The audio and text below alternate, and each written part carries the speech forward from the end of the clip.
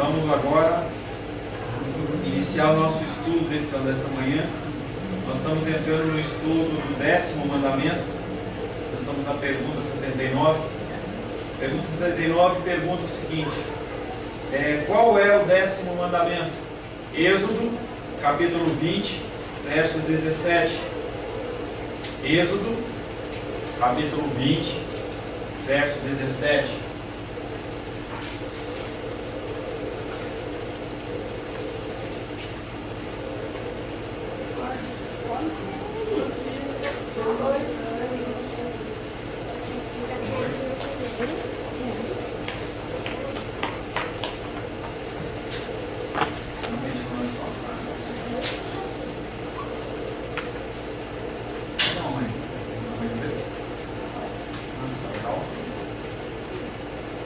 Êxodo 20, 17, quem achou? Não cobiçarás a casa do teu próximo, não cobiçarás a mulher do teu próximo, nem o seu servo, nem a sua serva, nem o seu boi, nem o seu jumento, nem coisa alguma que pertença ao teu próximo.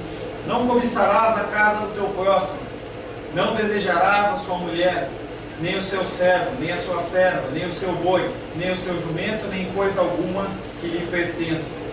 Quando ele fala a casa do seu próximo, ele está fazendo uma abrangência de todas essas coisas. Ele está citando todas as coisas que vêm depois de do teu próximo. Ele está fazendo referência aos pertences, às coisas que são do domínio do teu próximo.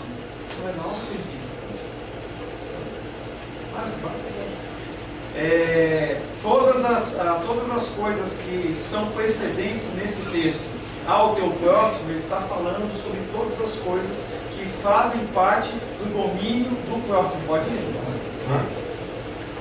que fazem parte do domínio do teu próximo. Então ele vai e fala.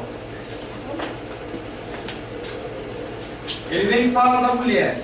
Depois ele fala do servo, fala da serva, fala do boi, fala também do jumento e qualquer outra coisa que lhe pertence. O que proíbe, o que exige esse 10º mandamento? Pode pegar uma Bíblia, Gabriel, você vai ler também. Hebreus capítulo 13, verso 5.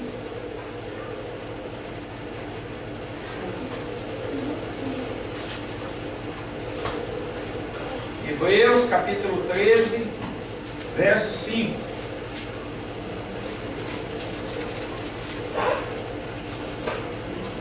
Quem achou?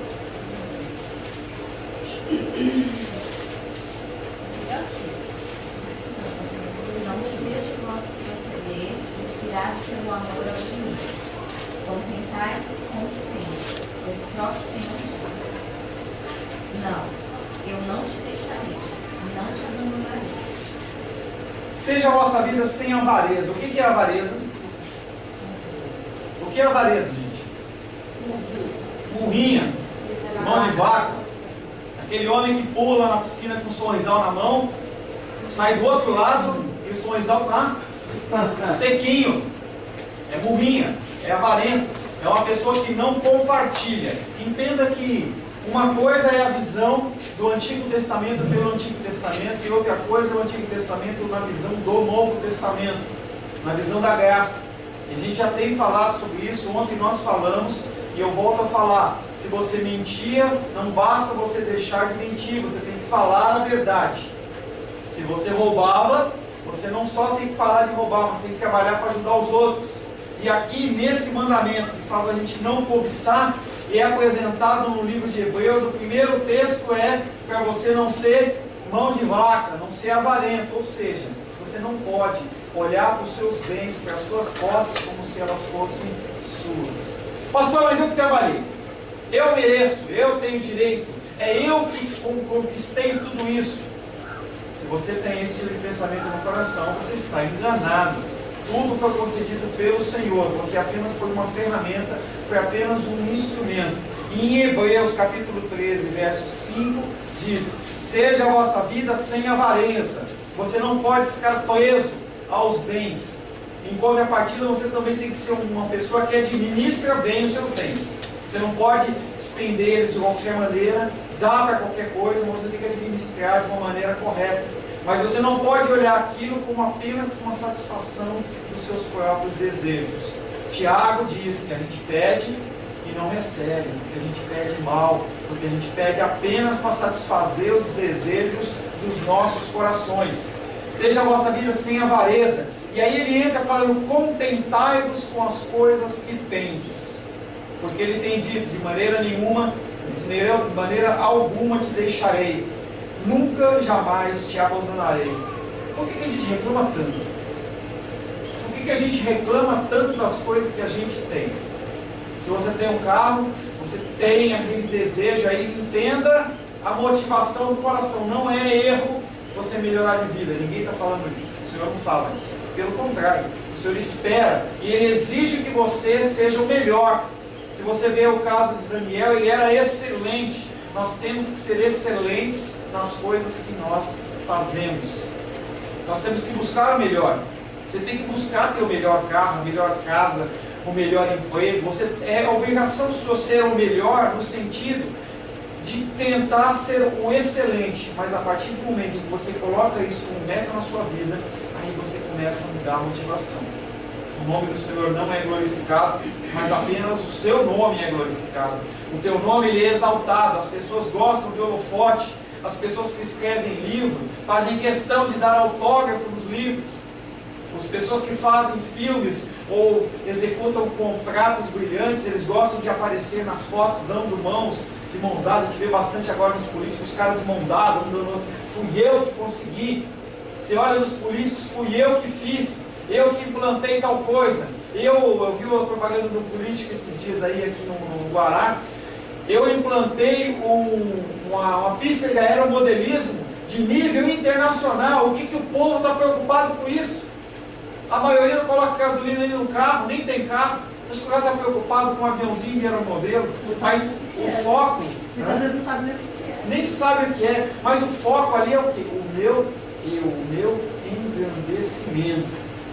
Seja a vossa vida sem avareza, despendendo dos bens, sem preocupação com isso. E entender que Deus está no controle de todas as coisas. Entender, você está contente com todas as coisas, não entra numa posição estática e não fazer nada. E sim, estar contente com as coisas que o Senhor tem entregue na sua vida. O lugar onde você mora, o carro que você dirige, o lugar que você trabalha, o marido que você tem, a família que você tem, é motivo de alegria. Na semana passada eu falei para vocês, vamos passar uma semana sem pedir, vamos passar uma semana só pedindo perdão. Alguns, como o irmão Cláudio falou assim, essa semana eu não pedi nada, eu só agradeci. O Senhor se agrada disso, em que você está reparando nas coisas que você está recebendo. Imagina quão chato é você morar numa casa em que as pessoas só reclamam do que você faz, mas ninguém te agradece. As pessoas têm obrigações a serem cumpridas. Em especial na casa, as mulheres, elas têm obrigações a serem cumpridas. Quão chato é só ouvir uma reclamação. Está sujo aqui, está isso aqui. A gente tem que começar a ser mais agradecido. A gente tem que ser mais agradecido. Atos capítulo 20.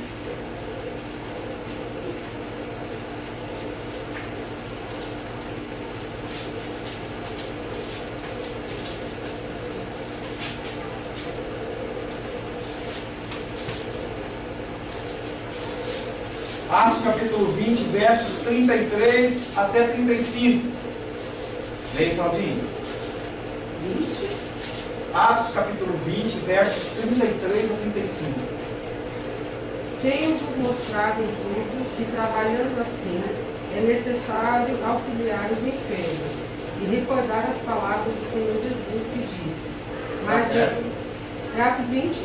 Atos 20, verso 33. Ah, 33. Eu estou 35, desculpa. Pulei. Pode ir. De ninguém cobicei a prata, nem o ouro, nem o vestido. Vós mesmos sabeis que para o que me era necessário a mim e aos meus que estão comigo, estas mãos me serviram.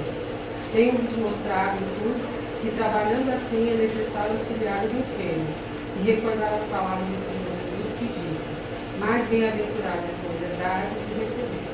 O apóstolo Paulo estava em Éfeso e as pessoas, elas eram mão de vaca. As pessoas, elas não gostavam de compartilhar as coisas. Elas se agradavam de ir lá na igreja, ouvir o apóstolo Paulo falando, mas o apóstolo Paulo era uma pessoa que vivia em tempo integral e ele dependia do ministério. Mas a sorte dele é que ele tinha o ofício de fazedor de tendas, ele tinha uma profissão.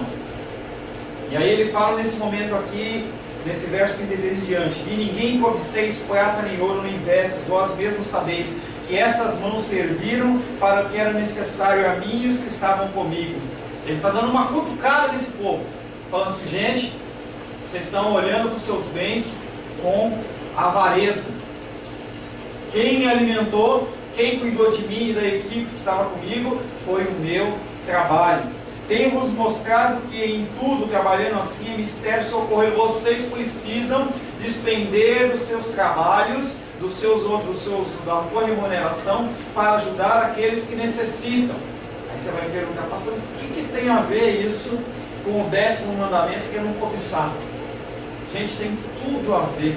Porque uma pessoa que ela é avarenta, ela não consegue se contentar com seus próprios bens, e ela começa a olhar os bens do outro como se fosse melhor.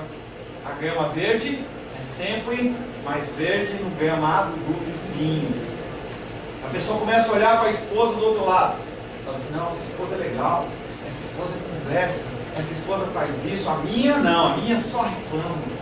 A pessoa sempre olha. É interessante, as pessoas que gostam de visitar a igreja, não tem nenhum problema com isso, mas tem pessoas que não conseguem fixar raízes numa igreja, e aí ela vai um domingo no outro, um domingo num, um domingo no outro, ela não tem nenhuma firmeza, não faz nada na igreja, é uma pessoa que ela parece aqueles ciganos. A pessoa não consegue fixar raiz em nada, e aí quando ela vai nas igrejas, a coisa que ela vê: poxa, como na igreja falta isso, como na igreja não tem isso, mas ela não conhece os bastidores, mas a única coisa que ela vê é o exterior, apenas as coisas que ela aparentemente está vendo. E aí no texto que a gente leu primeiramente, do texto de Êxodo, fala assim: não cobiça, não cobiça, não olha para a vida do teu irmão achando que a vida do teu irmão é melhor, não olha para a vida do teu irmão achando que a esposa dele é melhor, que o servo dele é melhor, que o carro dele é melhor, que o emprego dele é melhor.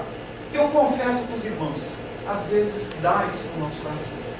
E eu vou falar para vocês que hoje pela manhã, eu passei a manhã pedindo perdão ao Senhor, porque eu estava conversando com o irmão Cláudio agora pela manhã. A gente convidou tanta gente para vir ontem na santificação progressiva, na ministração, e as pessoas confirmaram, ligaram confirmando, falaram assim: não, eu vou, a gente prepara o material. E aí eu olho e falo assim: gente, tal igreja, as pessoas vão sentir errado, porque antes disso a gente ora: Deus, seja feita a tua vontade. E aí o Senhor conhece o nosso coração pecaminoso, e Ele fala assim: ah é? Eu vou tratar do teu coração, porque o Senhor, Ele age dessa maneira. É o que eu falei ontem: a pessoa não recebe um cântaro, o anjo não vem com um cântaro de paciência, um cântaro de amor, de dispêndio de bens. Não, Deus, o Senhor, Ele vai colocando situações para que a gente seja aprovado e a gente vai sendo formado. Você não quer se conformar à palavra, o Senhor, Ele faz na marra. Então Ele começa a colocar alguns limites para que você entenda que tudo está no domínio dEle, tudo está no controle dEle. E o apóstolo Paulo, nesse texto que nós lemos agora, ele está exatamente exortando esse povo: gente, abre a mão. O que vocês têm hoje é para a atividade de hoje, para as coisas de hoje. Então não tem que ter esse tipo de aprisionamento no coração, mas as pessoas continuam olhando as coisas que os outros têm com desejo. E isso alimenta a cobiça. A cobiça, que é igual ao orgulho, que é igual à soberba. A pessoa, ela começa a olhar para as coisas e ela acha que ela merece mais, e ela começa a olhar: não, eu preciso. Qual o desejo de um homem bem casado de cobiçar a esposa do coração? É estranho isso, porque eu, como homem, eu imagino assim: se no outro lado tem algo de bom, será que na minha casa não tem? E aí a gente vê os homens aí fazendo tristripulias, porque muitos deles não têm firmeza no próprio coração, e eles se crescem, eles se ensoberbecem como se eles estivessem mostrando que eles são melhores e que eles merecem algo que aparentemente é melhor. Cobiça, avareza, desejo, cobiça pela casa do outro, pelo carro do outro. A gente olha, às vezes, pô, irmão, tá bem, né? Carro bonito. E aí, se a gente estivesse no contexto da macumbaria, do candomblé, até murchava a flor, né? Tem aquela história, né? A pessoa entra na casa do outro e fala assim, nossa, que orquídea bonita. E a hora que ela vira as costas, se não tem aquela comigo ninguém pode, nem a outra lá, a arruda já... Não, a arruda tá fora, agora eu vou fechar, né? Se não tem aquilo ali... Essa foi boa. Se não tem uma planta dessas, a coisa murcha. A coisa murcha. Depois eu ponho a tarde assim, né? Gente, a inveja mata, mas não mata o outro, mata você. Porque você não consegue se satisfazer. Lembra do povo de Israel no deserto? Reclamando. O faraó tirando o couro deles, trabalhando de manhã, de tarde, de noite, sem direito a nada. O Senhor, ele move fundos e fundos, tira aquele povo da terra prometida, leva para o deserto e alimenta com pão todo dia. Todo dia pãozinho fresquinho. Aí o povo reclama, o Senhor manda carne. Ah, mas eu não gosto de carne de frango, de codorna, não gosto. Tem que ser outra carne. A minha água, essa água que está saindo da rocha é uma água, mas eu quero água com gás. Eu quero uma água com pH melhor, que faz bem para a minha pele. Reclamação e murmuração, o pessoal nunca está satisfeito. E a gente olha o povo de Israel e ele entende, mas nós somos iguais. Nós somos iguaizinhos a eles. Verdade? A gente só reclama. E aí eu estava falando para o irmão, imagina o coração de Deus. Deus olhando para você e fala assim, poxa, eu dei para você. Você enxerga com os dois olhos. Você ouve com os dois ouvidos. Você fala assim, pastor, que redundância. Não é redundância, tem gente que não ouve com o ouvido, não enxerga com o olho. Estava vendo um filme com a Rosângela esses dias, em que o rapaz ele tinha um câncer no olho, ele já tinha perdido um e ia perder o outro. Você tem perna, você se movimenta, você tem braços, você tem a tua saúde, às vezes com alguns problemas, mas você está vivo, você está andando, você não está no hospital. A gente tem muito mais motivos para agradecer do que para reclamar e murmurar, mas a gente continua reclamando. Imagina o coração de Deus. Imagina você convivendo do lado de uma pessoa que só reclama. Imagina, tudo, reclamando. Ai, seu cabelo está ruim, seu negócio está ruim, é ruim. É isso que a gente faz. Murmuração. E esse texto vem de encontro a isso. Não cobiçar. Você acha que Deus, que deveria ser o suficiente, Ele não está sendo suficiente na sua vida. Deus deve estar preocupado só com a casa do irmão Cláudio. A minha casa não está preocupada. Aí você começa no coração a cobiçar. Miqueias, não sei se sua Bíblia tem isso, tá? Miqueias, capítulo 2, verso 2.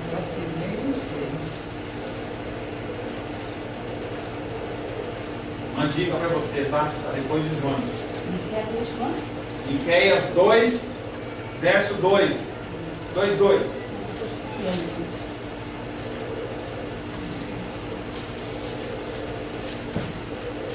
Agora perto de quem, pastor? Oi, querido. Agora perto de quem? Jonas, que também é pequenininho. Obadias. Se você não está achando, pode olhar no índice, não tem problema não. Vou esperar você achar. Miqueias 2:2. Ouvi todos os povos, presta atenção. Não. Miqueias 2:2. Miqueias 2:2. 2:2? É.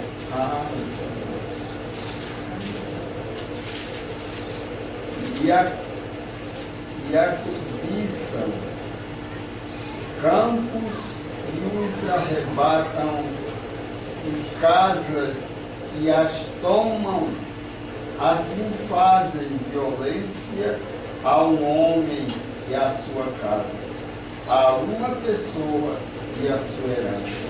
Se cobiçam campos, e os os arrebatam. Se cobiçam casas e as tomam. Assim fazem violência a um homem e a sua casa, e a uma pessoa e a sua herança. A pessoa que não é agradecida a Deus, que não está satisfeito, ela age com violência. Você acha que esse sentimento ele não cresce no coração da pessoa e ela começa a usar de artifícios que não são, inclusive socialmente, nem cristão. Socialmente a pessoa começa a agir de artimanhas e métodos para poder conseguir aquilo que ela quer. Cobiçar a mulher, cobiçar o bem, cobiçar o emprego. A pessoa olha para aquilo e enquanto ela não tiver aquilo, ela não se satisfaz, ela não se tranquiliza. Provérbios 21, 26.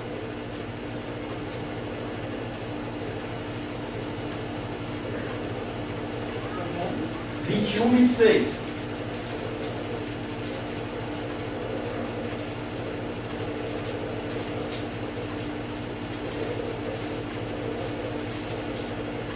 Vamos.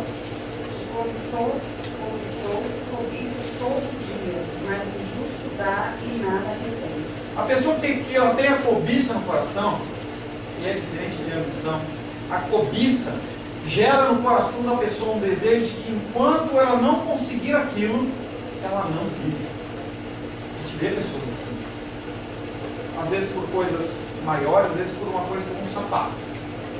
Se eu não for no shopping comprar esse sapato, eu não vivo. Eu via com a Rosângela ontem um programa de um casal, e o casal, a mulher tinha 200 bolsas lá. O cara reclamando que ele não conseguia fazer nada na casa dela. Ela falou assim: eu não aguento, eu tenho que comprar. Isso é uma doença. A pessoa não tem satisfação nas coisas dela, no dia a dia, na vida que ela tem que satisfazer adquirindo coisas. As coisas elas são como um band-aid em cima de uma gangrena, não resolve nada. Naquele momento inicial, eu não estou dizendo que não é bom comprar, mas naquele momento inicial parece que resolve, mas não resolve nada. A pessoa tem que satisfazer depois, é como uma droga. A doença da cobiça é como você ter problema com álcool ou ter problema com drogas. É a mesma coisa. A pessoa começa com a maconha, depois ela começa a aumentar, vai com uma outra droga, ela passa pela cocaína, ela passa por drogas sintéticas, depois ela vai para a heroína, que dá uma dependência física, ou crack, ou qualquer outra dessas porcarias aí. A pessoa quer sempre mais, ela precisa de mais. A intimidade do casal é a mesma coisa, a pessoa não está satisfeita com o normal, ela tem que sempre estar inventando, tem que ser umas coisas que tem que ser diferentes, porque se não for diferente a pessoa não se sente satisfeita. Doença. E isso não é tratado na igreja. Se você olha uma pessoa que bebe, você fala: essa pessoa está fora. Mas se uma pessoa... Aonde você estava? Aonde você estava quando eu pintei as orquídeas? Onde você estava, Cláudio? Quando eu escolhi as cores das árvores, quando eu coloquei as estrelas do céu. Onde estava você, Benedita, quando eu defini a lei da gravidade? É isso, que se a gente começar a tentar para essas coisas, a gente vai começar a ficar com vergonha. Porque esse Deus maravilhoso, esse Deus que controla todas as coisas, é aquele Deus que nos deu fôlego de vida no dia de hoje. Eu pergunto para você ficar com vergonha. Você teve a capacidade de abrir os seus olhos hoje e falar: Deus, obrigado por mais esse dia de vida. E você ter olhado para Deus e falar assim: Senhor, obrigado porque hoje eu não morri. Obrigado porque a minha esposa, porque o meu marido, porque o meu filho não morreu essa noite. Você sabia que teve gente que morreu essa noite? Agora, 7 horas da manhã, a Rosário ligou para mim. Pastor, chorando. Pastor, eu estou passando mal. Ela tem o problema dela de estômago. E eu não vou poder ir na igreja. Desde as 6 horas que eu estou vomitando. Já tinha mais de 1 hora e meia que ela estava passando mal. Você agradeceu a Deus pela sua vida? Pelo que Deus te concedeu? Ou você já acordou reclamando do calor? Acordou reclamando que você está suado. Eu preciso de um ar-condicionado. Eu preciso, se eu não tiver um ar-condicionado, eu morro. Talvez seja melhor você morrer mesmo. Se Deus não tiver, morrer. As pessoas elas proferem palavras contra aquele que é o Criador, sem ter o mínimo preocupação de com quem eles estão falando. Imagina você entrar num esquema desse de reclamação contra um policial. Imagina você ser desaforado como você é com Deus perante um policial. E eu vi uma cena ontem, lá em São Paulo, numa rua de comércio, perto de onde eu morava, lá em São Paulo. E um morador de rua, um camelô, eu não lembro, não sei o que o cara estava fazendo. Ele tinha sido dominado por 3 policiais e as pessoas em volta começaram a apavorar os policiais que tinham que soltar e começavam a chegar perto, parecia aqueles cachorros quando vão atacar. Vai chegando, vai chegando. Aí o policial puxou o spray de pimenta, deu spray no povo lá, o pessoal começou a tossir, dar uma afastada. Daqui a pouco começou a voltar, o policial tirou o revólver. O pessoal afastou, aí começa a chegar de novo, e o povo lá, solta, solta, e o policial pediu auxílio pelo rádio. Eu não sei o que aquele homem cometeu, eu não vi nada demais ali que o policial tivesse feito. Mas aí um homem, do nada, ele avança em cima do policial, e o policial, a primeira coisa que ele faz, vira água para ele, não tira nele. E aquele homem sai correndo, depois mostra a pessoa filmando lá, ele caído no chão. É isso que tem quando você desafia a autoridade. Por que você acha que você pode desafiar Deus e não vai acontecer nada com a sua vida? Muito cuidado. O que Deus proíbe? Deus proíbe todo descontamento com a nossa condição, todo movimento de inveja ou pesar à vista da prosperidade do nosso próximo. Para de medir a tua prosperidade com a prosperidade do outro. Para de olhar para a casa do outro, olha para a sua casa, valoriza o que você tem. E todas as tendências ou afeições desordenadas a alguma coisa que não lhe pertence. Começa a dar valor pelos seus filhos. Para de chamar eles de burros. Para de reclamar dos seus pais. Eu queria ter um pai melhor, um pai que tivesse mais. Tem gente que não tem pai, nunca conheceu o pai, nunca conheceu a mãe. Vocês agradeceram alguma vez nos últimos anos porque você tem ou você teve pais? Ou você já esqueceu? Você já esqueceu? Você lembra no aniversário do falecimento do seu pai? Ou no aniversário dele? E é muito hipócrita a nossa sociedade, porque a gente convive com uma pessoa 365 dias e nem um dia a pessoa fala que gosta, nem um dia fala que ama, mas chega no aniversário como presente. É como se estivesse limpando a sua barra. Você acha que faz diferença? Nós temos que dar presente, não é isso o problema. É gostoso receber presente, eu gosto de receber presente. Agora, se eu vou receber, só não. Não tem mais data de pastor, não tem data de aniversário, dia dos pais passou. É legal, é legal receber presente, mas mais importante é você cuidar da pessoa todos os dias, ligar para as pessoas. Eu acho tão lindo que o irmão Cláudio olha para mim e fala assim: como a minha filha cuida de mim, ela está sempre preocupada. E isso é o verdadeiro presente que os pais querem. É ou não, irmão Cláudio? Essa é a preocupação. E aí um exemplo da minha filha. A gente tinha um peixinho que já tinha 2 anos. Eu nunca vi um peixe daqueles de feira. Morreu. Acredita, 2 anos, quase 3 anos. O peixe ele ficou meio capenga um tempo. Entendeu? Começou a ficar branquelo. E aí eu peguei ele, tirei de onde ele estava, da frente da televisão lá na sala, e coloquei do meu lado. Ele pegava sol direto.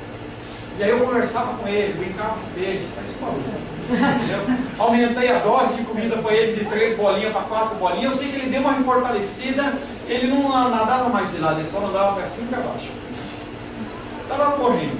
E aí quando foi agora, na quinta-feira, na sexta-feira, morreu o peixe. Chegou de manhã, eu não tive tempo de despedir dele. E aí a Luísa, a hora que viu aquilo, ela ficou toda... Chorou. Aí eu falei assim, aí eu joguei o peixe fora no sanitário, fiz o ritual fúnebre do peixe, entendeu?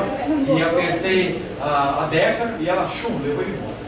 Papai, como é que você jogou o peixe embora, sem ter deixado esperar eu dar tchau para ele? Aí eu falei para ela, eu dei um discurso para ela, eu falei: Luísa, por que você não cuidou do peixe enquanto ele estava vivo?